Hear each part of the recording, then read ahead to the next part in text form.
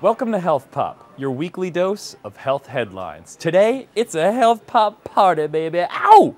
Video games, soda, and condoms. First up, Smagoodyev. That's video games backwards. Why? Because some new research is turning the gaming world on its head. Parents, if you've been hoping that Dance Dance Revolution or Wii Tennis is going to get your kids off the couch and help them stay in shape, well, it's time to give up the dream. A new study says that children who play these active video games are no more physically active than kids who play more traditional games like Super Mario Galaxy. I know tons of studies have said just the opposite, but the most recent research followed kids playing video games at home versus the kids playing the games in the labs, and the results were surprisingly different. There are a couple of explanations for this. Researchers say either the kids at home fail to play at the same level of intensity as kids in the lab, or they are less active at other times of the day to compensate for the increased energy spent on video games. Either way, avid gamers are notorious for having a hard time attracting the opposite sex, so the fact that games won't help you stay in shape, it's not the best news. Next up, a scene from the future. Welcome to Future Restaurant. I am RoboWaiter 3000. May I start you off with something to drink? Yeah, RoboWaiter, I'll have a Diet Coke, please. Diet Coke does not compute. May I get you a Pepsi next? It only has 60 Earth calories.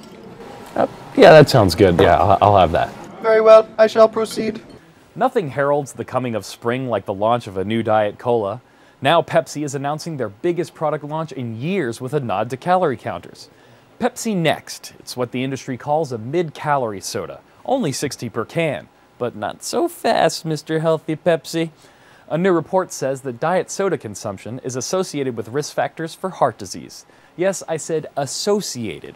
Researchers still can't explain the link, so there's a chance there's another factor at play here.